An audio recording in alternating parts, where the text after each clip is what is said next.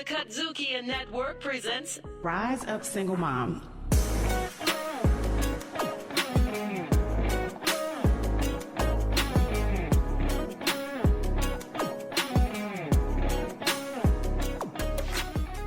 Hi, moms, and welcome to the Rise Up Single Mom podcast with Clarissa Joi. I am so excited about today's episode. This is our Father's Day special with none other than my boss, the CEO of KUDZUKIAN Network, Mr. Larry Robinson. Welcome to the show, Larry. Hey, what's up, Clarissa? How you doing? Doing amazing. Father's Day is coming up, Yeah. so I wanted to have an exclusive special Father's Day show to hear a slightly different I'm an side of the story. exclusive? Absolutely, you are. Okay, all right then. All right, I'll take that. Yeah. So, moms, you know how we start off each and every show with a positive affirmation. So say this with me with a smile. I will promote positivity regarding my child's father. Take a deep breath. I know it may have been hard for some. So say it again with me. I will promote positivity regarding my child's father. My child's mother. Oh, that's your side. That's my side. That's the male affirmation. So this show is for single moms. You moms know that, right? But there are also single parents that are actually dads. Yeah. So that's your story, Larry. And I was like, wow, I never knew this side. Yeah. So I wanted to sit down and chat with you a bit about it during this exclusive Father's Day special. Okay. So you were a single father. For a little while, yeah. Okay, tell Yeah. us about that. Well, at one point, we found it necessary for my son, the second, to move with me while Okay. living in Cincinnati. Mm-hmm. And it was quite an amazing experience because it gave me an opportunity to really see what goes into raising a child Mm-hmm. as a solo parent. And Right. I can say that it should not be taken lightly. At all, all. right? At and all. when we first opened up this brand new podcast and you sat down with me that first time around, you shared that your mom was actually a single mom, right? Very much so. Very So much that parallel, right, from your mom being a single mom and then Yeah. for a period you being a single dad, how was that? How did that feel? Any thoughts come back to your childhood and upbringing from her? Absolutely. A lot of the things that she used to say that, Mm-hmm. I found myself saying them as well. Hard head make a soft, Behind. Or You don't believe fat meat's greasy, Greasy. And then you I said those same things Yeah, to I your kept son. saying all those same things. So it was kind of different. I really didn't realize the pressure Mm-hmm. that my mom was under being a single parent. That was also a revelation that took place, was realizing how much goes into parenting.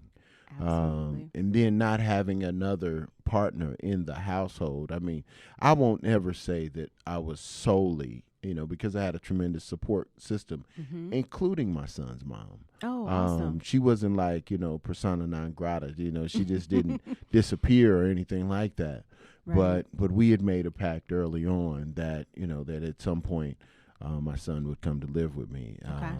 And ultimately he did. And it became one of those experiences that I wouldn't trade for the world. Wow. Because it really showed me that there was something that was greater than myself, and something worth living for that was greater than myself. Wow. And so that, having that knowledge and understanding that, the things I was doing was going to directly impact him and how he approached life, really helped me to kind of streamline and mitigate some of the Sure. risk or chances I would have taken.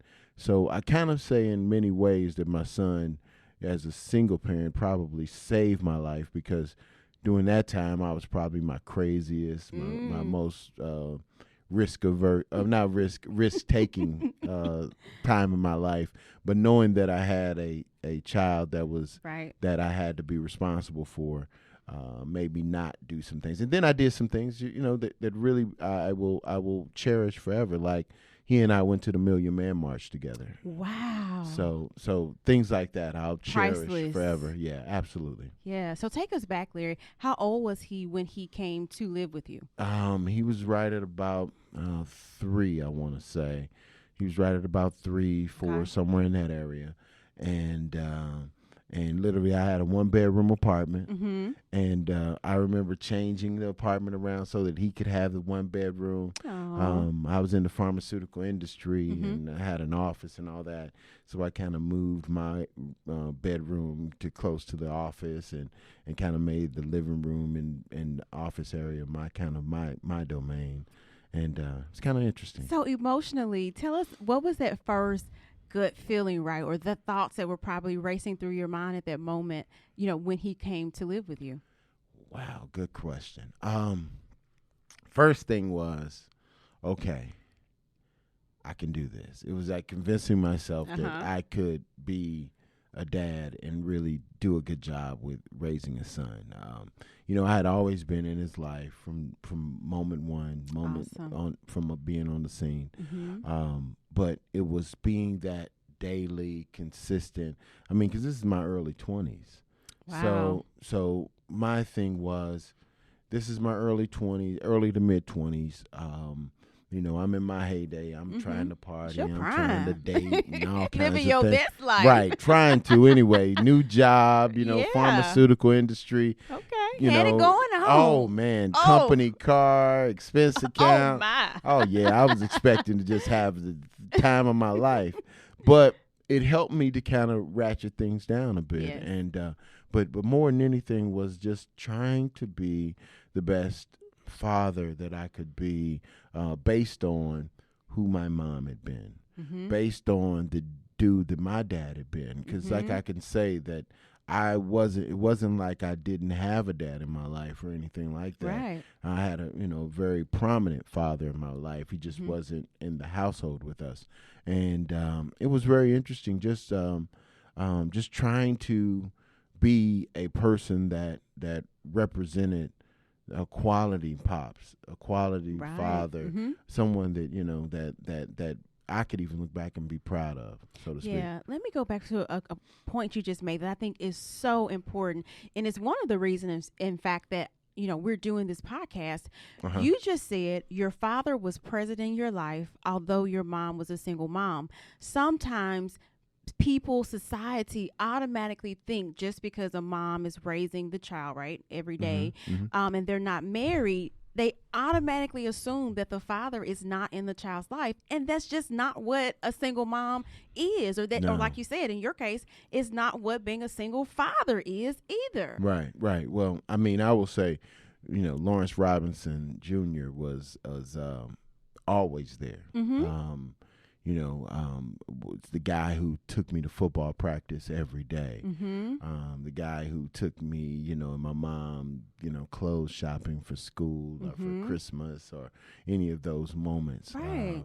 The guy that in basketball camp, drove me to BC camp down in Milledgeville, Georgia, from Louisville, Kentucky. Wow. My dad was there. And so, what he instilled in me by being there was being present. Yes. That, I may not go to bed, in the room, couple rooms away from you, but I'm here. He's and, still and there. I'm a phone call away. So seeing my parents work together allowed me to know that, oh, okay, so just because we're not together Yes. doesn't necessarily we can't be together and making decisions as it relates for my son. Right. The book or doesn't child. stop there.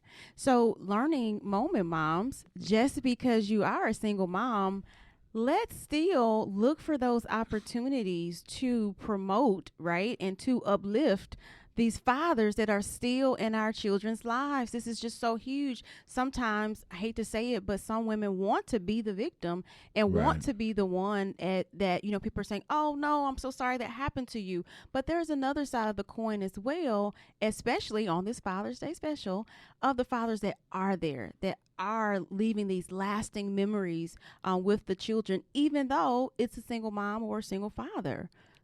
Well, one of the things I will add is that I was able to learn a lot about co-parenting. Yes. I did not realize that, so many fathers give up their parental rights, when they go through the period of helping to deciding, who's going to have actual custody of the child, right, versus parental rights and so on and so forth.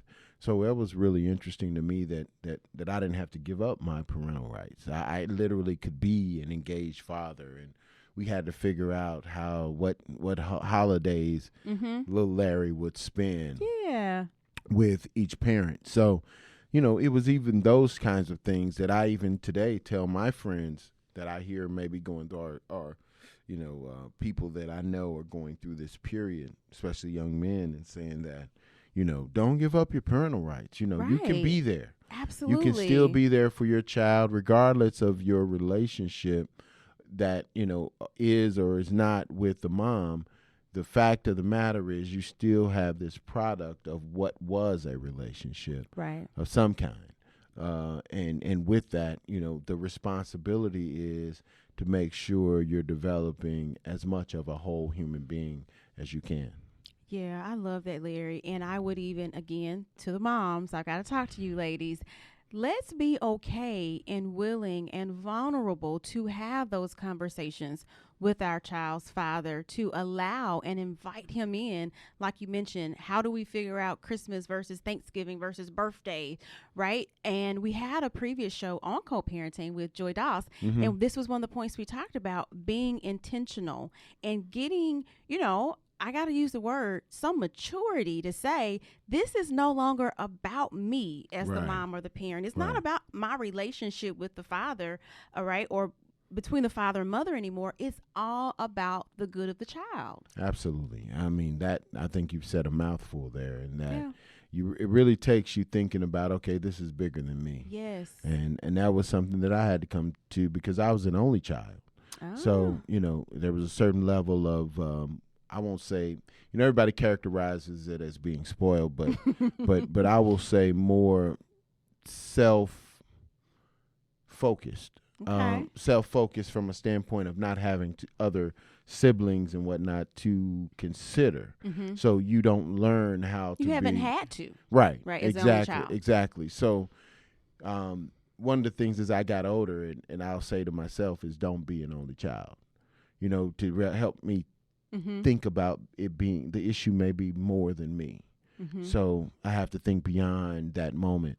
And it took a lot of emotional intelligence in that growth in emotional intelligence because, at the end of the day, you don't know, there's no manual for being a father. There's no manual for being a ex-partner, friend, or, a mother, any of that. So you kind of figuring it out and just learning that you don't have all the answers is somewhat refreshing within itself, and that once you settle in, like, okay, let's try to figure this out, and then you just kind of go through and try to do the best while keeping that child as the focal point of saying, okay, this is the main thing. The main thing is that this child becomes a well-developed human being.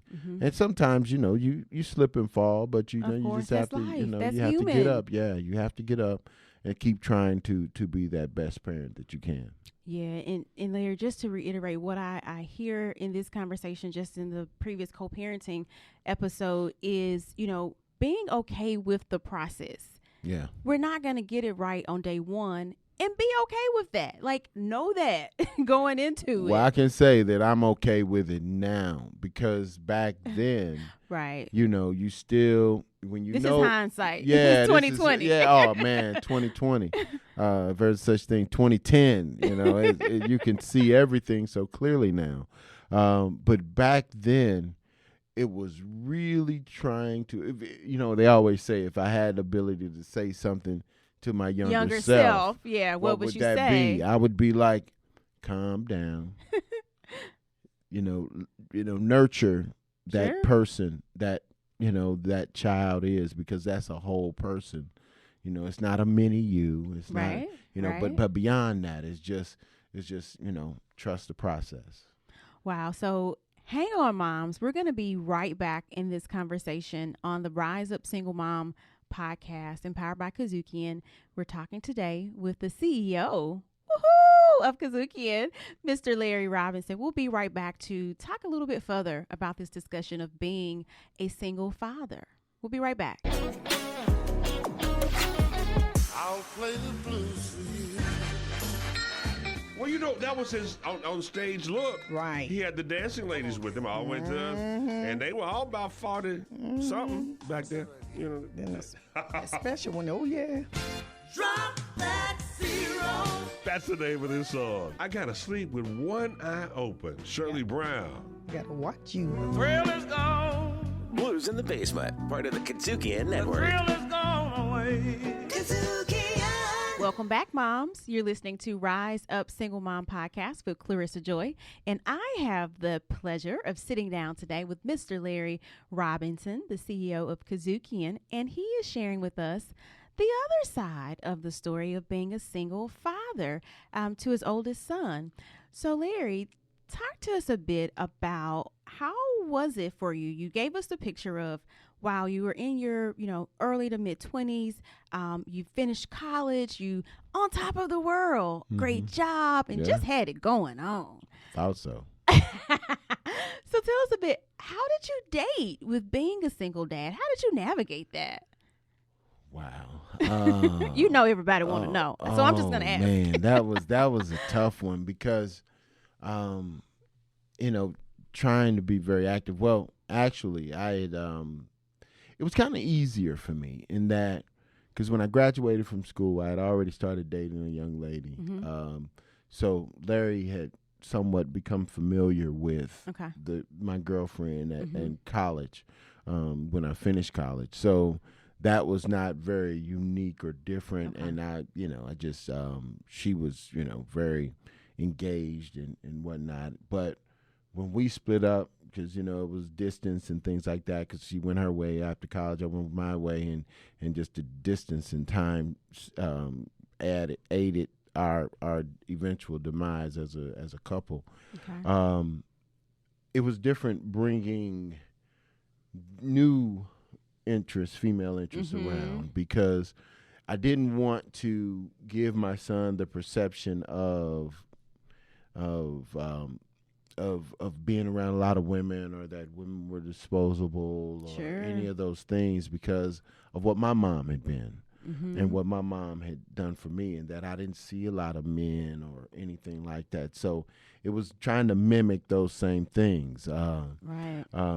So that was challenging. However, I did date, and I never really allowed that cross section or interaction between the young ladies I was dating and my sons.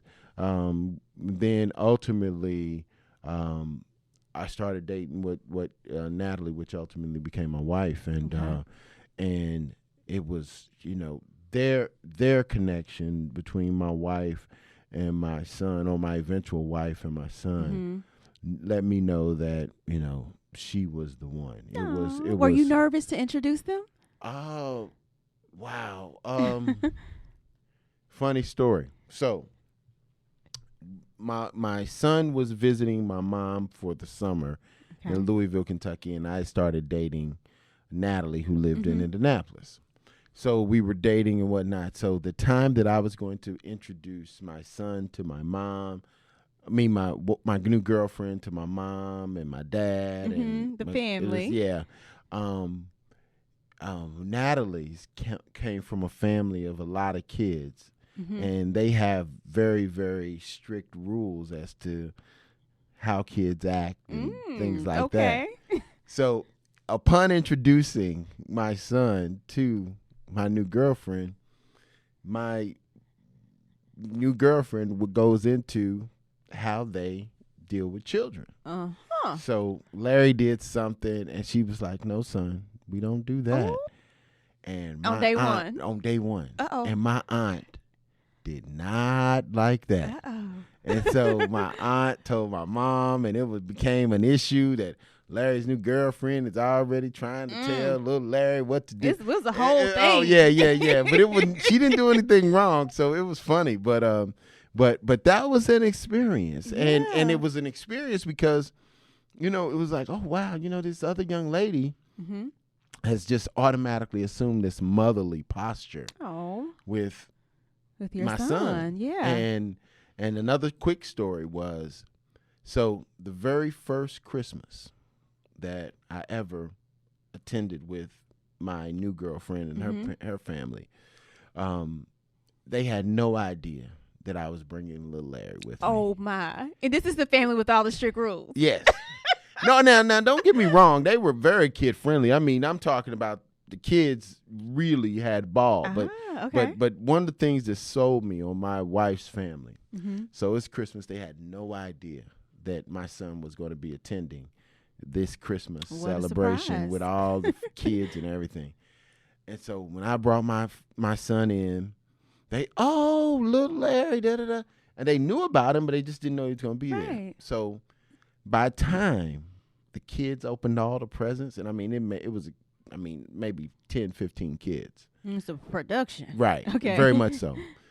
By the time they had started opening presents afternoon, my son had just as many gifts as any other of the kids, any other cousins, any other nieces, nephews. It was as if they had planned for him. He was already part of the family. Right. Yeah. And that let me know, I said, okay, these this is the people family. Yes. are different. And I was like, wow, who does that? Who has that much thought? Who puts that much thought into the care of another child that's not even a part of this family? And wasn't even expecting him to be there. Wasn't even expecting him to be there.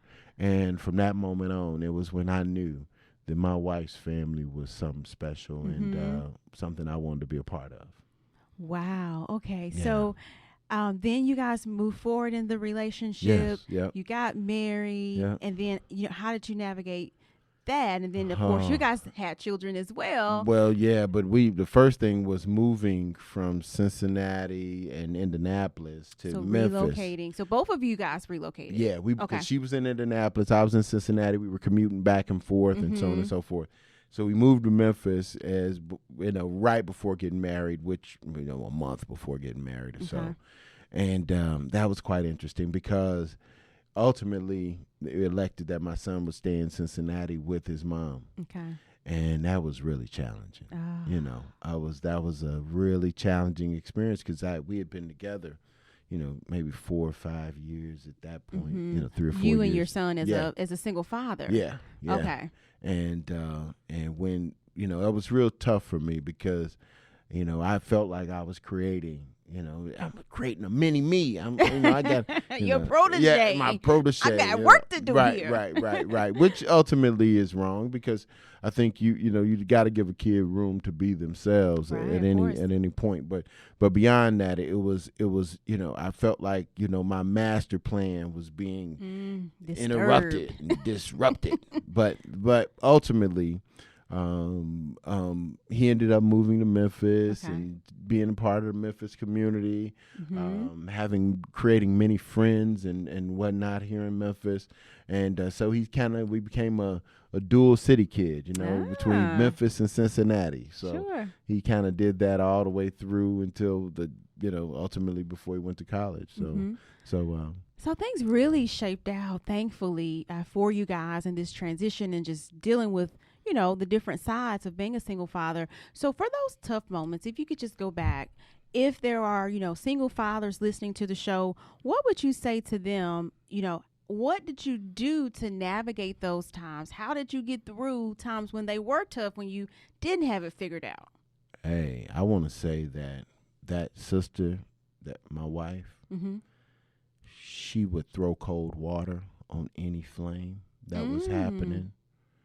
And I can say that their family continued to keep cold water on anything that may have been about to rage. Wow. So I was fortunate enough to have a family, a new family with my wife that befriended my son's mom.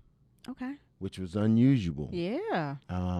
That's And huge. so Let me when, just say that. And so when there was difficulty in my son's mama and me communicating, Natalie would step in and would serve as that conduit, bridge. The mediator, right? Mediator. Liaison for you guys. Absolutely. Okay. And so I was lucky that I didn't have someone adding to the Adding volatility. fuel to the fire. Yes. Wanting it to be negative so that they Right. shine. Right. No, okay. I mean, a lot of prayer.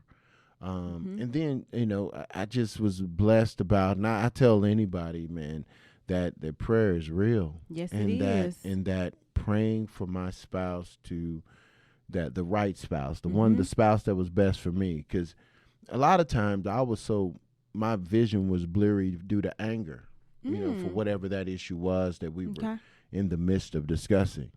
And having someone that wasn't, hyping me up or continuing to add fuel or acting as an accelerant to that situation ultimately was invaluable, because we easily got back to thinking about what's most important, the child. So let's make sure we keep that in mind as we go forward. So even if things were off between the mother, my son, and myself, being able to get back to what's most important for the child really, really helped immensely. And I can say that my eventual spouse at the time was invaluable. And you allowed her in that space. Oh, yeah. Yeah, you allowed her there, which is amazing as well. Yeah. So I kind of hear a couple key takeaways from this, is for the single fathers that may be listening to the podcast now for this Father's Day special. Like you said, sometimes you may be looking at all the wrong things when it comes to your spouse or your soon-to-be spouse, and maybe you need to take a pause to pray and really make sure that this is going to be the spouse that can be a helper to you. Yeah, a helpmate as you move forward in co-parenting, right? With your child's mom. That's so huge. And then I would even say to the moms, right? If you are a mom that wants to be remarried or married, maybe we should work on those qualities as well, right? Because if you're 30s, 40s, right? What's the chances of you marrying someone that doesn't have children, right? So you may be in a position where you're dating or may end up marrying a guy that has children. I would ask, are you ready for that? Can you be a help, as Larry is describing, that his wife has been to him in his life? Wow, that's pretty powerful, Larry. I've always thought it was very unique, and I always considered myself very blessed to be in a situation like that, because I realized it was so atypical from what I had seen, or what especially in the read. Black community. Yeah, I've seen this, of course, on social media, right? With white families. They've got the blended family, the husband, two husband and wife, all the children in the middle. They're going on vacations together, the whole 9 yards. Well, I can say this, that I've seen Black families like this. I've seen Black families like this. It's just really having the right personalities, right dispositions, right focus, all those things that come to the table. And sometimes, we don't know what we don't know. And I can say that being a young man from a very urban environment, so on and so forth, sometimes we face things, disruptions with anger and negative energy. From a different place. Right, exactly. But having someone that could take a step back and say, wait a minute, hold on, wait a minute. Pump the brakes, babe. Yeah. Just exhale. Yes. Breathe. And now come back at it. Like I said, as I said before, it's just proved to be invaluable. And I think it's really benefited the relationships overall, which ultimately I feel has helped me become a better man, better husband, better ex or baby daddy, and ultimately a better father. So one last question for you, Larry, as we wrap up this episode. Wow, you've just given us so many deep, powerful nuggets here. I'm like scratching my head. What would you say, thinking back on your time as a single father, What would you say about the bond that you were able to form with your son, or any thoughts come to mind about that experience within itself? Man, there's so many there. Let me pick out a couple. Okay. Number one, my son ultimately became one of the best men for my wedding. So, and it was because of that relationship. We grew up together. I was a young 20-year-old with a young kid. We were exactly 20 years old. I was exactly 20 years old, older than my son. And so as he was, maturing into, being a young man, I was maturing into being a young adult and having to deal with that. So what I would pick from that is just that bond of growing up together, seeing me when, because when he looks back, he's like, man, I cannot believe you had a kid at 20 years old, and he's 30 plus. So he's like, God, you actually, how did you do that? I mean, right. he said, shoot, at 30 years old, I'm not in a mindset that I could actually raise a kid. How did you do that at 20 something years old? So I think that is a piece that also is very beneficial, in that he sits back and says, man, look at the sacrifice. Sure. Just as I did with my dad. Look at the sacrifice. So ultimately, it has something. It has an impact on the type of dad, father, husband that he will be. Sure. Wow, Larry, thank you so much for sharing so transparently with us on today's show. I know that single moms as well as single fathers are going to be, really helped by what you've shared. So thank you for being on the show today and allowing us to pick a bit with your past. Well, thank you, Clarissa. I mean, you've done a fantastic job with Rise Up Single Mom. We're honored to have you on the KUDZUKIAN Network. Aww. So this is only a very small thing to do. Thank you. To make sure that this show continues to move forward in a very positive fashion. Thank you so much, Larry. So thanks, moms, for listening. You know where to find us on the KUDZUKIAN app or website. You're listening to Rise Up Single Mom. And don't forget to follow us on Instagram and Facebook. We'll see you next time. Rise Up Single Mom. Directed, produced, and distributed by KUDZUKIAN.